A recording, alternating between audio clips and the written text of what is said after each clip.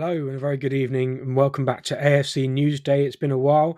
I feel like we always say that whenever we're back, but we are back, and it's great to be back talking Arsenal. A very good evening to everyone tuned in. If you're on Twitter, if you're on YouTube, it's great to have you there. I'm joined by Matt as always. Matt, my friend, how's it going? You've been busy? Yeah, very busy, but good, but good. How about yourself? How are you? Yes, mate. I'm very good, thank you. I've been seeing all your gym stuff. You've been smashing out the gym, so fair play for that, mate. Fair play for that. Since we were last on, there's been a few games, but today we're going to be touching mainly on Arsenal against Liverpool and then also the game against Preston before previewing the match against Newcastle next in the Premier League. And to do that, we are joined by, our a good friend and a favourite on this channel. It's Yembele, who's back again for more, fresh off the plane from holiday. Yem, how are you doing, my friend? I'm all right, guys. Thank you very much again, as always, for inviting me on. It's always a pleasure. Always a pleasure to chat to you guys. And you're always representing. That's what I always notice. You've always got your Arsenal colours on. You got It's often that shirt, to be fair. yeah. Do you know what? It's so comfortable. Do you know what? It's like a second skin. I do. So you know what? When I was in Istanbul, so I went to Istanbul for a couple of days, and I took a supply of Arsenal kits because it's. Do you know what? They are super comfortable, aren't they? So regardless of, they do look good as well, but they are super comfortable. And it wasn't hot. It was like 20 degrees, but yeah, I love representing. I love my club. I'm not going to be shy about it. I've got a lot of Arsenal wear. I mean, lots of us do. I mean, we all have like Arsenal wear. It's just the amount of kit they put out. My God, they've put another collection out this week. It's like every week, it's like they put another one, and it's going to take all. It takes all my will just to go. No, I'm not going to have that. I'm not touching that stuff because it's pretty expensive. Like this Aries kit that was here like a couple of months ago, it's like 300 quid for a bomber jacket. You're like, yeah, crazy. it is bizarrely expensive. I haven't bought Arsenal merch in a long, long time. I did buy one of their Adidas and Arsenal collaboration jackets for the winter, which has done I've me got a and winter served jacket. me well for a good Yeah. few years. But obviously, in your absence, yeah, and I was very disappointed, and well, not disappointed, but upset that when I went to the Emirates at the weekend for Arsenal against Liverpool, I actually was sat in block 9 where you normally Yeah, sit, no. and you weren't even there. You were off on No. That's holiday. poor.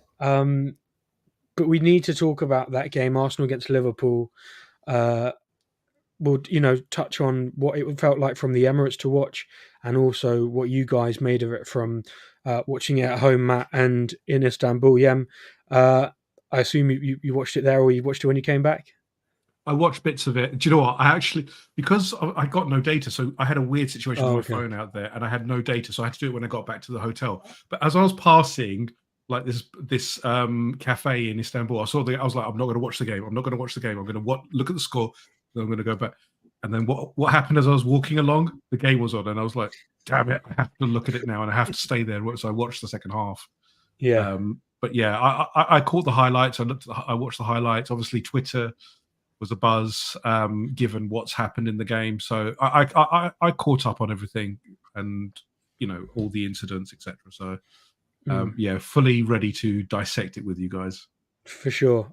Matt, first of all, what did you make of the game? Obviously, 2-2 against Liverpool. A really good start. Bukayo Saka with an incredible goal that it took me a while to actually realise how good it was. Just watching it back on the big screens, I realised, wow, it really was such an amazing strike. But then Liverpool equalising from a set piece, Arsenal going into the break ahead, and then coming up to the second half. In the second half, Liverpool get that equaliser. Mo Salah. What did you make of it watching from home, Matt? Difficult to say. I think first half I was very happy. I thought we were very, very good. I think second half we tailored off a little bit. I think defensively, obviously, when Gabriel went off and when Urin Timber had to go off too, it was quite frustrating because it felt like we had a bit of a makeshift back four out there. And against one of the most formidable teams in the league and more so players in the league, you can get punished just like that. Jakub Kivior steps out a bit. Obviously, Lewis Skelly pushes up to try get another. Martinelli has a 1-on-2, which he unfortunately loses out to. And before you know it, Nunes does really, really well, picks out Salah, a ball in behind from Trent, as he always does. And that's the type of transitional quality which whatever manager it is, they will always have that. And they've still got that transitional game plan about them. So in general with the game, I think, as I say, first half I was very happy. I felt like Trossard and Havertz were dropping very deep a lot of the time, because I think against Chelsea, Liverpool really struggled to keep the middle of the pitch theirs. They couldn't really control the game, Chelsea. They couldn't really play out against Chelsea because they boxed them in almost, and they kept like man marking. Even players like Trent, Sancho did a great job of that against us. I feel like Trossard was always the spare man, and I felt like Havertz was dropping almost like a second right midfielder at times, or a lot of the time even. I saw a graphic where he was on the right-hand side a lot of the time. And in general, I thought pretty much every player was faultless. I thought Partey was unbelievable against Diaz, and Diaz, obviously, a player which I think a lot of people feared coming into the game with the form he's been in, was nowhere to be seen, with all due respect. And as I say, yeah, I thought Ben White's defensive was really, really good. Gabriel was always, we know how good he is. And it was good to see as well Ben White playing that centre-back role, which I think is quite favourable for his skill set and his passing skill set, as we saw for the first goal. And truth be told, I think we deserved to be 2-1 up. I think it was frustrating to concede a set-piece goal, particularly when it's just a flick on, which Havertz is so good at winning. And then, of course, Van Dijk does what someone very good in the air who's 6'4" does best, and that's put it into an empty net. But it is what it is. And then it was amazing to see Marino get that first goal. And for me personally, I really felt like happy for him, because I feel like people jumped onto him far too quickly without allowing any kind of context or anything. It's almost like they haven't learned from a certain German last season. And yeah, the first half was very good. I was happy with it. Sloppy goal to concede and a brilliant set piece before half time. And then the second half, I felt like we retreated a tiny bit too much. I feel like one of the problems we have is we don't have enough ball retention in that final third. Obviously, when Saka's not there more than anything, but I feel like we're a tiny bit too gung-ho at times, which meant that we were either on the attack or we were completely camped back in our own half, because we had no real control where we were sustaining the game for a long period of time. But that also comes because we couldn't play so high up, because you were playing Salah, and because you had no Saliba, and obviously Gabriel going off too. So all in all, 2-2, a relatively fair score. I think there are a few things, I think availability-wise, if you were to say our team versus their best team, I'd very much fancy us. But obviously with what was happening on the day, I think a draw is probably a fair result. It's frustrating the manner we conceded, but obviously Liverpool could say that about the set piece as well from their perspective. So it is what it is. And I don't like the fact we retreated as much as we did second half, generally speaking. But against Liverpool, you've kind of got to excuse it with the backline we had there. Yeah. Talk me through some of the refereeing decisions. I mean, I left the ground thinking it is what it is. It was Liverpool are a good team. They've got that quality.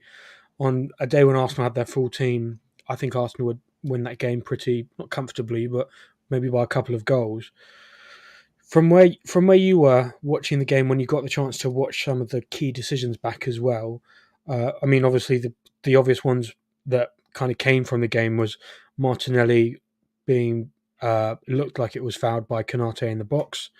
The Kai Havertz incident where Van Dijk seemed to kick out at him a couple of times, and then Kai Havertz again when he flicked over the goalkeeper from Kivior's header, and then eventually Jesus tapped it in, but Anthony Taylor decided to blow his whistle a bit before that, didn't he? There was a few controversial kind of moments from that. Just talk me through some of them, and maybe some of the ones you feel were most could have been a different decision. I'll look at the Van Dijk one, for Van Dijk and Havertz one first. There was a bit of needle. There is. Havertz likes to, we saw it in the Man City game. He likes to show that, look, I'm up front. Here I am, and he wants to start physical, and I don't mind that at all. I think Havertz has added that to his game. Before he was scared to go up against defenders. Now it's a case of, I'm here. Here's my presence. I'm going to make it an awkward game for you, and I like that. I think Van Dijk, personally, and I know that some commentators, etc., said, "Oh, it was handbags and 2.5, one and does another." I think if it had been later in the game, I would have been disappointed if he didn't get some kind of action against him, yellow card, or because I think that was petulant. I know, Havertz and Van Dijk were getting into it, but I just thought the manner of the two kickouts were enough that I think later on in the game it would have warranted something. But I think probably because of the timing. And look, I'm not saying that referees are favourable to Liverpool, but I think there is an unconscious bias to look at certain players and say, "Oh, it's just handbags, etc." And I don't think it was in this case for me personally. So that one for me, I think came a bit too early to have any decisive action. The Martinelli one, I find it really interesting that VAR is able to find the tiniest little sliver of a boot on the ball to disallow what I thought was actually a player going right through Martinelli, Konate going right through Martinelli to get to the ball. He may have got a sliver, but the action was callous, and I thought it warranted a penalty for me personally. But people are saying, "Oh, well, he got a touch on the ball." No, I'm sorry, the action was not designed to get the ball; it was just designed to go through the player. For me personally, so I thought it was a penalty. But again, and I'll summarize it in a minute. But the last one, Anthony Taylor apparently has blown up because of the Kivior, what he called a foul in the build-up. That's where he blew up. I can't see where the foul is because I thought actually Szoboszlai was the cowardly one. He arched his back to ensure Kivior fell over. It's a very clever tactic, and we've seen lots of people like Harry Kane do it on multiple occasions. But I thought it was a cowardly move, and I think Anthony Taylor blowing up is again for me. I think referees at the moment are right in the crosshairs, and they're rightly so in the crosshairs because I think they're absolutely shambolic in this country. The amount of decisions that are being made that affect games, mostly negatively, very few are positive. And I don't know if you guys have that same take, but I find them negative. The West Ham game, West Ham versus Man United game, the Brighton game. Never a penalty in the Man United game. Exactly. There are too many decisions that are being justified as, "Oh, well, we wanted to let the game flow and all this." We're looking, I'll give you the example, which is obviously kicking the ball away. Declan Rice kicking the ball away. Now we have this interpretation that if the team is not set, then it's not kicking the ball away. I'm sorry. I'm getting this kind of vibe of we're trying to make any excuse now to justify what we did on the day. And we know we're reffed differently. I think you can talk about conspiracy theories and you can talk about, Arsenal are just, Arsenal fans are just crying over decisions not going their way. We are refereed significantly differently. We are strictly monitored, and for whatever reason, we do not get much leniency. And these decisions are going to have affected and will affect our seasons. Look at the Brentford, a couple of years ago, the Brentford game, no lines drawn, lost 2 points. That costs us the title. Again, I'm not saying it may. Look, we've got a lot of the season to go here, but these decisions week after week, the red cards, the 2 red cards at the start, Declan Rice and Trossard. I'm sorry, I have not seen another instance of those in any of the Premier League games that have played since. So you cannot tell me that these are just. Could you say the Saliba one as well against Bournemouth? The Saliba one against Bournemouth is a hard one because technically, if you look at it, he is the last man back, and there's the question of will Ben White get back, etc. I think Saliba has been a silly boy. I think some leniency was warranted given that it was at the start of the game.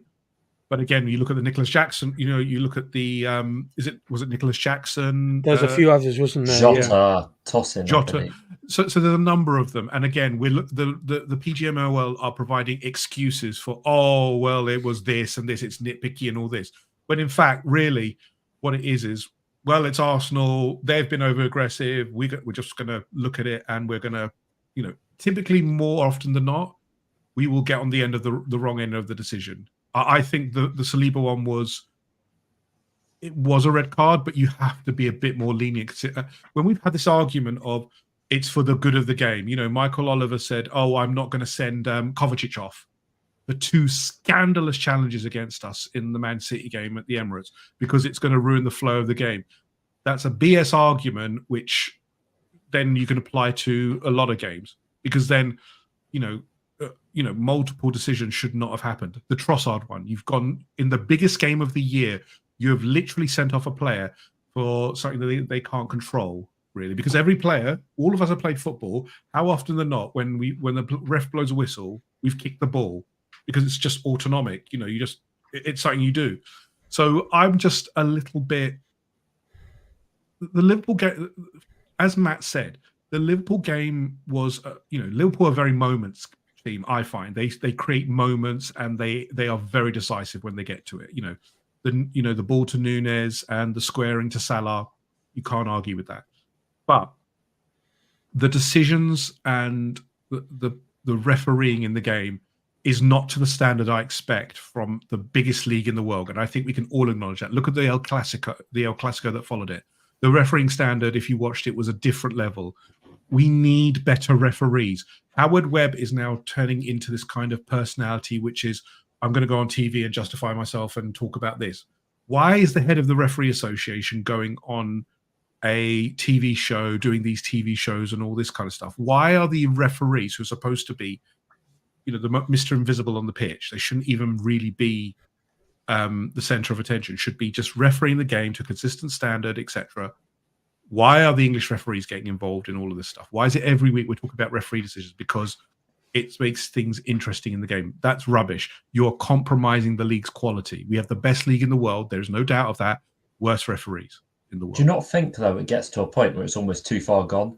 So, in the fact that Sky Sports obviously are a huge provider of the Premier League, obviously Sky Sports, TNT, whatnot, when they have a direct refereeing show, which puts referees in the spotlight and basically means that you are going to know who every referee is and what has happened on the weekend with controversy, do you not think that almost means that things are too far gone, that the damage is done? Imagine, in La Liga or anything like that, you had referees explaining your decision. You haven't seen it anywhere else, as far as I know.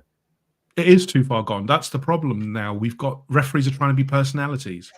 It's this, I want to have some recognition. I want to get my money's worth. I want to show that it's not about the quality anymore. Where is the quality of refereeing? Where is the good referees? We used to have actually some really good referees, and I find none of them of the required standard.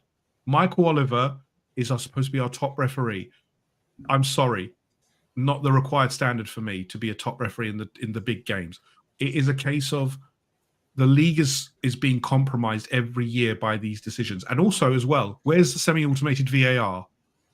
That is not entered into. Oh, that is honestly right. I don't want to get too much into refereeing because obviously you can go quite easily on a whole long thing about it. For me, the one big issue is, the two big issues. One is the fact is with VAR, it's almost impossible to mess up a technology so good and so beneficial to the game. But because for one, the clear and obvious narrative, which what does that mean? I couldn't tell you. And for two, their desperation to almost justify, not desperation, sorry, their ability to justify anything, right? So if you, even in everyday life, if you do something and you're able to justify it, that suddenly makes it acceptable or makes it the right decision. You can, if you try hard enough, you can justify any refereeing call pretty much on the planet, unless if it's an absolute shambles of a call, right? Even, if you wanted to try your best to justify the Delict one, which you couldn't, you could say that, he catches him. You could say, to be fair, the semi-automated thing, which is, just to end on the refereeing side of things, is genuinely one of the most irritating things I've ever seen, because you look at Arsenal-Liverpool on the weekend, you see, I'm sure, Dan, you in the stadium seeing about 3 minutes for a goal which Gary Neville said about 30 seconds in is a goal. And it's there's not a single downside to semi-automated offsides. There is not a single thing you could be hold on, it's worked in every other league. It's worked in the Champions League on the global stage. So what reason is there to delay it? Because we know the reason. There is only one reason, and I think we can all agree it. The PGMOL are scared that it's going to show them up and show that they're making poor decisions. It's so obvious now, and I'm just disappointed because we're getting decisions that are ruining games, and that's what you don't want. The whole ethos of this is referees should be making decisions that will, if they're violent conduct, yes, absolutely. But a lot of these decisions are just boggle my mind, and I'm getting sick of it that the quality of our league is being diluted by a shambolic organisation that can't organise and provide a referee of the caliber required to showcase this league. Sorry, it's been a long rant. No. Yeah, it's fair enough. You guys, sharing how you feel. I think the biggest frustration for me is the semi-automated thing and how we haven't seen that introduced.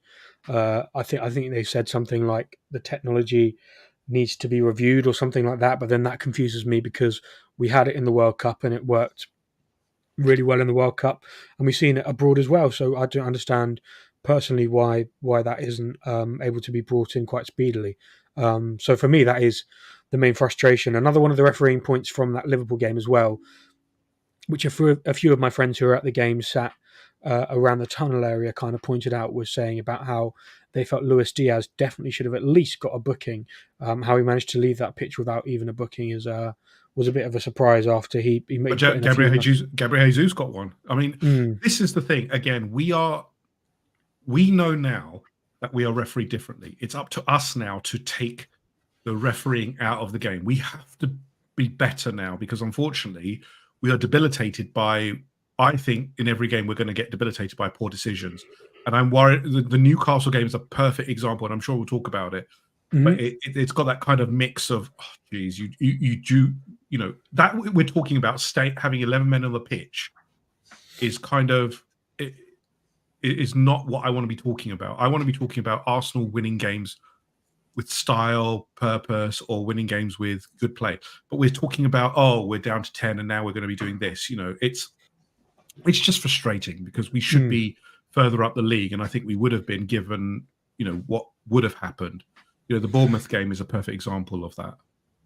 Yeah, for sure. Let's move on to a lighter note because I did, as much as it was frustrating at the Liverpool game, watching the likes of Miles Lewis-Skelly and Ethan Nwaneri come on was really nice. And obviously, when you're that close to the front as well, and you're seeing Ethan come over and taking corners, it was really quite a full circle moment because I remember writing an article on Ethan and Miles a few years ago when a scout flagged to me about these two guys, and he basically said to me, if these two don't get a chance in the first team in the next 5 years, then you know what's the point in even trying, basically. And now seeing their development is really, really cool, and having watched them over the last few years has been really quite an experience, and the maturity they show is just incredible. And we saw that at Preston the other night. Was it last night? Last night, yeah. It was last night. Ethan Nwaneri scoring a lovely goal and a 3-0 win for Arsenal. Matt, talk me through what you made of the game. Comfy, very enjoyable. Can we play Preston North End every week with all the Can we play you every week? No, I mean, I think it's nice to say, though, that obviously it goes without saying, but of a level where you can play championship away games, and also I don't want to just say championship away because obviously there are a lot of better teams than Preston in the championship, but ultimately play a championship away game in the cup and make very light work for, as you'd expect, but obviously that's what banana skins are designed for when the games become harder than you expect them to. But regardless, I thought we were really, really good. I thought it was a very, very comfortable 90 minutes. Pretty much everyone proved their worth, especially Jakub Kiwior. He's had a difficult time of things lately, but two brilliant assists. I mean, the second one was a superb ball into... Lovely cross. Yep. Beautiful. Lovely cross. And what were you going to say? No, I was just saying it was a lovely cross. Beautiful. But yeah, no, 100%. And it was a nice ball in as well for Jesus. But in general, it was a very comfortable evening from start to finish. It was very dominant. They couldn't really get out, as you expect when you have Saliba and Kiwior against, you know, players obviously far below their level. But yeah, a very comfortable night. Jorginho was really good. Pretty much everyone to a man was really good, and a special night for the likes of Tommy Setford, where although we rotated quite a bit because of our, either call it comedic or just how it turned out, that obviously Norbito Neto is cup tied for Bournemouth, means that we've got a fun thing of either playing our first choice keeper or giving an 18-year-old or a 16-year-old against Bolton the chance, which is a nice thing. It's a nice little opening. I will say, imagine what went through Tommy Setford's mind when he saw the team sheet and he saw the team in front of him that were going to be his teammates. I don't want, I'm sure he'll go on to have a brilliant career, but that team in front of him, you've got like the likes of Saliba, Timber, Thomas Partey, Marino, Rice, all these players. Did Rice play? I can't remember. But it will, yeah, I can't imagine what went through his mind. He must have been absolutely buzzing, and he got a clean sheet as well. So, yeah. And what did you make of some of the youngsters?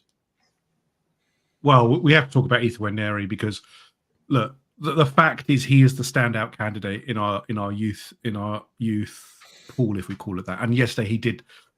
I thought he was superb because it's not just his goal; it's the way he collects the ball. He's energetic. He's got that little spark about him. When you see a player who's got spark and wants to get at players, is prepared to take the ball from players, and players trust him.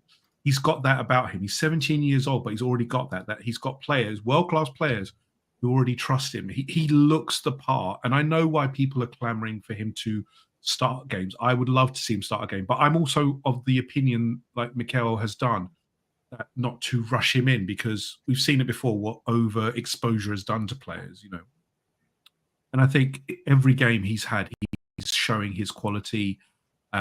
He's got an eye for goal. The goal he scored was, a superb goal, not just because of the way it curled in, but the touch as well, to give himself the little bit of space to cushion it onto his foot into the top corner. He did it. He had a few shots. He had a few shots in the game like that, but it was a superb goal, and I thought he really did well, and he's showing it. Look, it's against championship opposition. I understand that. But I think everyone can acknowledge that he is a special talent. It's just the question of when do you find the opportunity to play him? Because Liverpool was not going to be the game where you play him. I think it's a white-hot atmosphere. You don't throw. Very rarely do you throw a 17-year-old and say, "Look, go and deal with Liverpool, etc." I think it's hard. But I think he will have a say in games. I think he will start Premier League games more towards the second half. But really good performance from him. I thought, Miles Lewis-Skelly had a few moments coming on. Again, he'll get opportunities as well. Overall in the game, again, as Matt said, really comfortable. It was one of those games you could actually enjoy because you weren't like stressed about what's going on. The one player I still have doubts over, and I thought he did get better in the second half, was actually Raheem Sterling. I thought on the left he looked pretty poor. From the right, he looked pretty poor. On the left, he looked a lot better. He was willing to take on his man, etc. He had moments. It's just the question of, is he going to be of enough use in this? I don't think he can play the left wing, the right wing in the Saka substitution role really that well. I think he struggles there to know, does he come in, does he cut in, etc. He really does second guess himself. It seems on the left, he's more natural, and he can, he knows when to drift in. So I think that's more his thing. And I think it's probably still our biggest problem, actually, apart from Ødegaard, is that how do you play Saka? Because when he's out, it's pretty much, you've taken away our biggest threat. It's like Salah. When you take Salah out of Liverpool, you're diminishing them by 10, by at least 10%. It's the same with us. So, again, I think there's work to do for some players. Jesus getting a goal was always going to be a good thing. I hope it helps him as well because he has been improving. I thought it was a good night overall for most of our players. It's good to see Zinchenko as well because, look, as much as we slate him, he's still a good player. As much as we slate him. We do slate. We do slate. Defensively, he's still got issues. He's good for. I find Zinchenko is really good when we're playing teams that we expected to dominate. Yesterday was a perfect example. Again, would I see him play at Newcastle? I would struggle to see it unless we've got major injury concerns because you're looking at the right wing, etc. I know Jacob Murphy is out, but would you start him against what's going to be a physically testing team? I probably wouldn't do that. So I think he has dropped in terms of the pecking order, but he's still a good player, and you have to use your good players while they're here because I do think that Jesus and Zinchenko are probably, if not going this summer, they're probably on the way out pretty soon in the near future because unfortunately we have moved on. I find it so. Matt, one sec. I was just going to say one sec. I find it so bizarre and almost interesting and indicating of how far Arsenal have come on this journey. When you look at Zinchenko and Jesus were the level raisers. They were the two players to take Arsenal to the next level, and now they look lost a bit, don't they? It's a really bizarre one. the game moves I on, don't doesn't think it? it is, though, to be honest. Because I mean it with like the greatest respect, because Zinchenko was brilliant for us, Jesus was brilliant for us. Even, Martinelli had that sensational season. But ultimately, I think we got to understand that that season was a surprise for everyone. Every team we played in that season, it was almost like we signed a new manager at the start of the season, had an unbelievable preseason, and caught everyone by surprise. Like what happens, when Chelsea, for example, get Maresca. Teams don't give you that type of respect. Newcastle, when they got Eddie Howe and were thriving.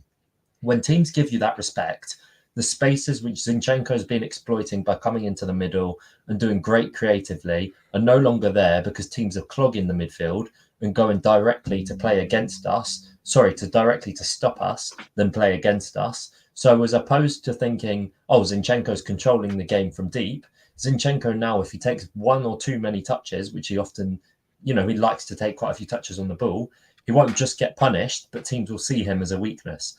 And it's become such fine margins now that every team who plays Arsenal has the greatest respect for Arsenal. You look at Shakhtar Donetsk, even their fans were fearing they'd get pumped on the weekend during the week. Sorry, that didn't happen, whatever reason that is. But they were very resolute and tried their best to play very compact, clog the middle, and overload the sides. That's what every team does against us because it's the only blueprint. That's what City have dealt with for ages, and it's what we've dealt with for ages. And the more you have players which thrive in higher amounts of space, but don't potentially thrive when you've got 2 or 3 players who are solely trying to take you out of the game, is when they become more redundant. Yeah, no, it's a good point, Matt. It's a good point. Lads, let's talk about, unless there's anything else you wanted to talk about with Preston. Not at me if One there is, thing, Shay. Go on, one Matt. very quick thing, because you were mentioning about Waneri and how Saka can, how Arsenal can cope without Saka. I really think an interesting avenue which we're yet to explore is Waneri as a Saka backup as well, because I think the zones he occupies, for one, his general versatility and on-ball ability is phenomenal.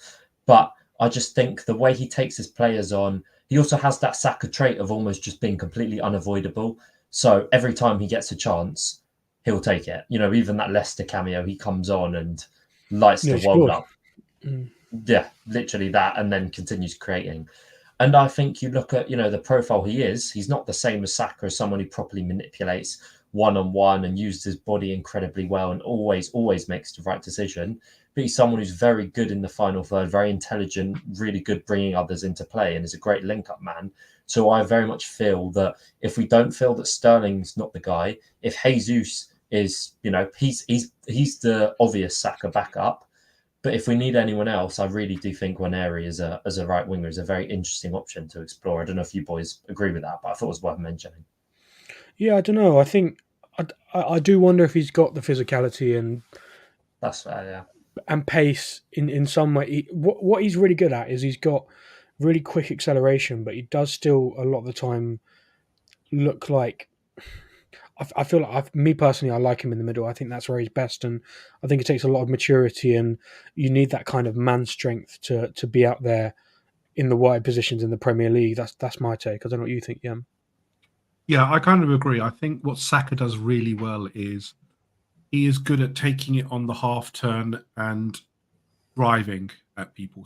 Waneri does it to a degree, but I think he needs more of an open space, and he wants to see the entirety of the pitch to affect his game and offer space, etc. His passing is very, very good. I thought he actually had a few good passes. I think Saka is very good at lulling defenders in. I mean, he's now attracting 3 defenders because of his reputation.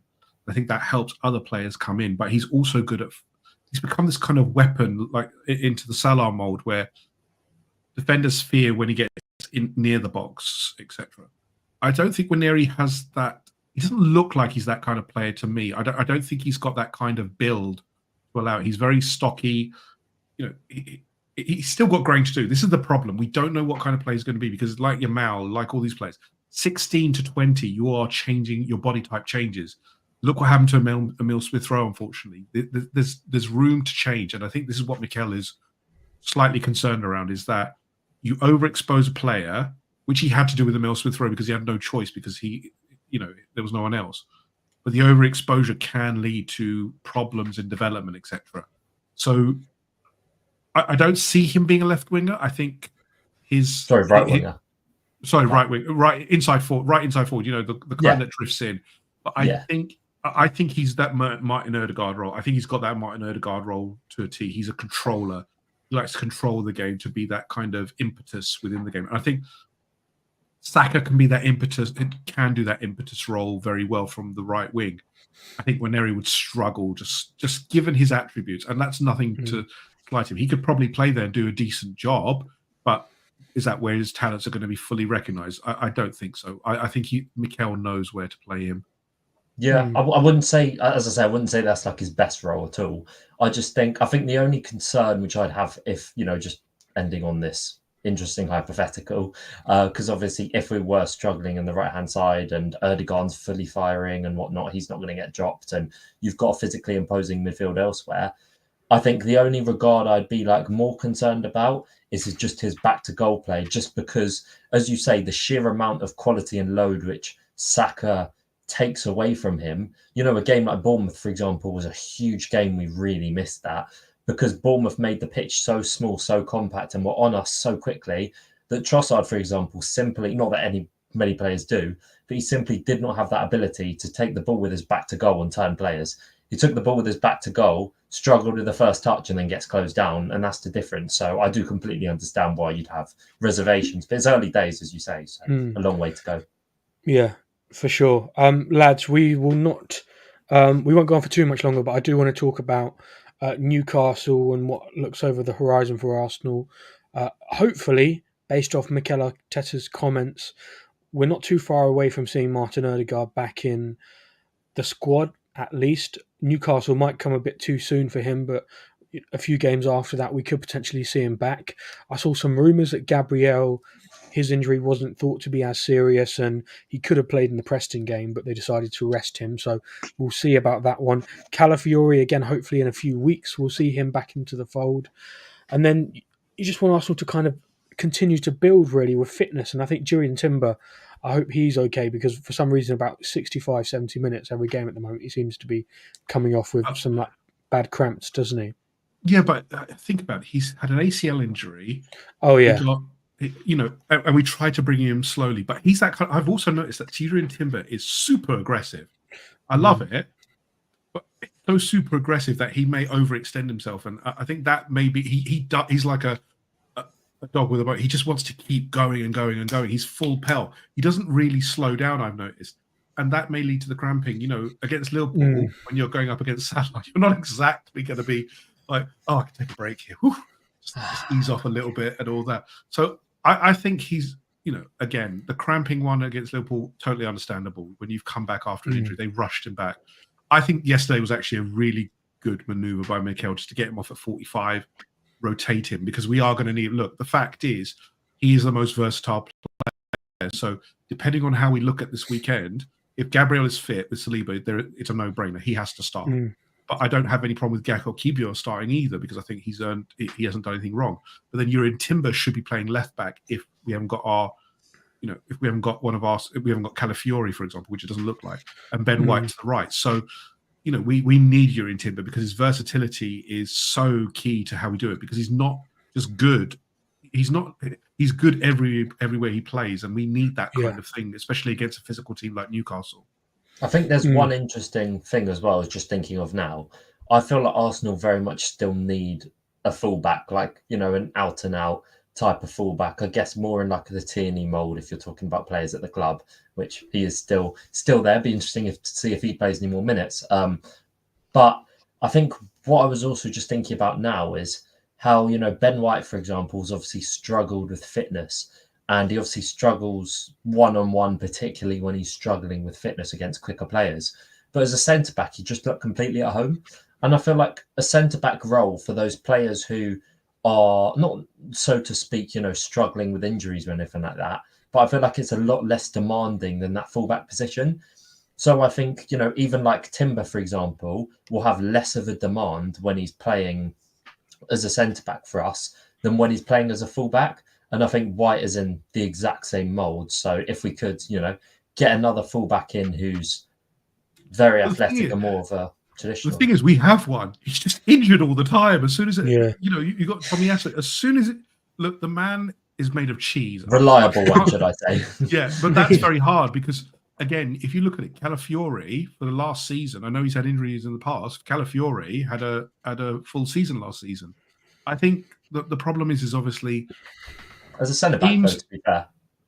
He is, but if you look at him, he does everything really well. He overlaps really well, and I'm really excited by how he's going to elevate the team. The problem is that I think teams, as you said, Matt, are closing us down and are being very super aggressive. I expect Newcastle to be super aggressive this weekend, as per normal. And the rate things are going, the injuries are going to mount up because teams just don't really care. I mean, the facts are the facts at the moment. If you look at Liverpool and Man City now, it's getting down to bare bones. The schedule has become so intense that players, we're losing players to injuries, and we've lost so many this season. So I think when our defense is at full capability, we have the options there.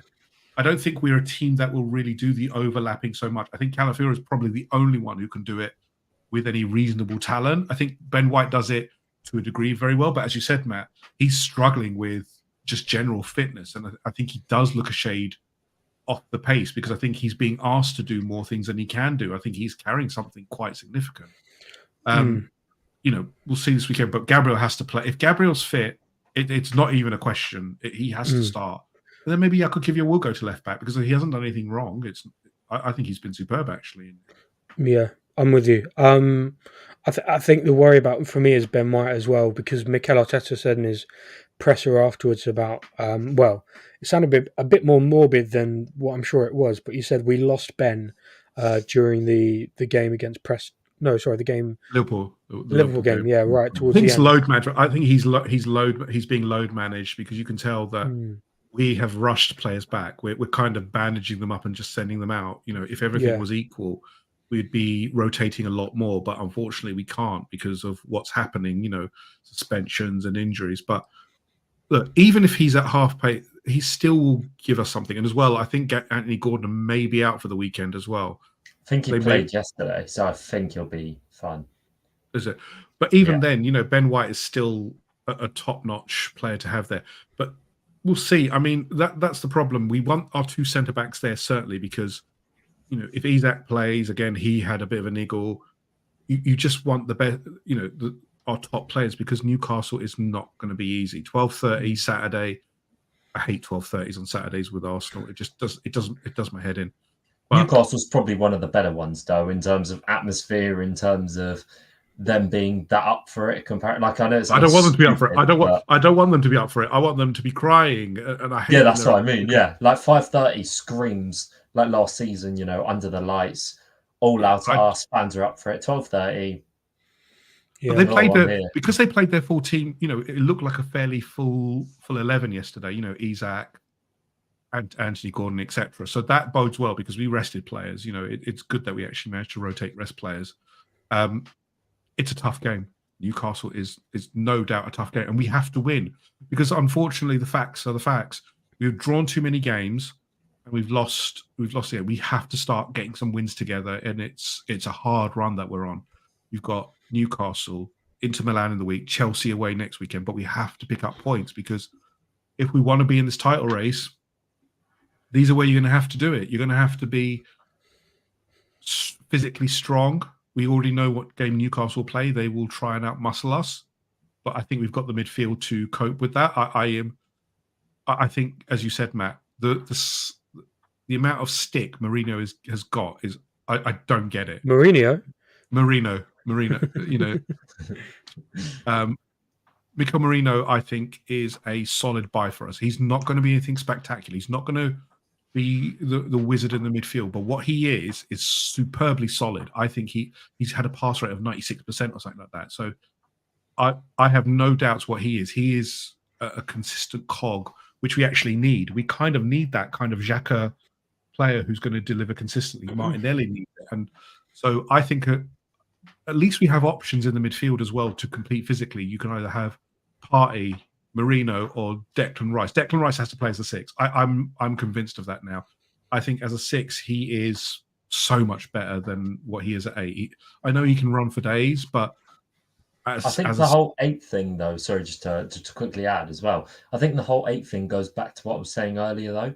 When you're an 8 for, let's say when it was an 8 for even like current Chelsea, for example, if you're an 8 for Arsenal in that 22-23 season and you're an 8 like Rice is, where he's not someone who's going to, be like a complete creative player, so to speak, or in an early gold mold or anything like that, but he is a player who gets played very high up, where if he's playing games where there's a lot of space and a lot of transitions, that's not a problem at all.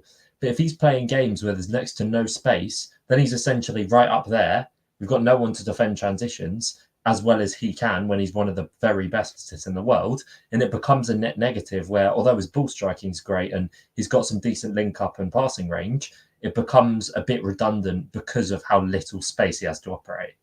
Yeah, and I think the goal was always to have him as a 6. I think Mikel does see him as the 6 because he wouldn't buy Marino and have, Marino and Ødegaard. As that's to me is the midfield that I think he wants. I think because it interacts well with the qualities that all of them have. But I think Partey there and starting to come into form has created a bit of a headache and it's a good headache. So this weekend, it'll be interesting to see how we go up against that midfield because as well, if Marino is getting a little bit tired, because obviously this is going to be a physical contest and you've got Partey to come in or vice versa. So I think we have options. It is going to come down to the front line, as in we need Saka, Martinelli firing, going up against Llorente. We need Kai Havertz causing havoc in that defense because it's a makeshift defense. Dan Burn has been off form for this so far this season, and Kai Havertz should be looking at this game and saying, "Okay, I can impose myself on this one."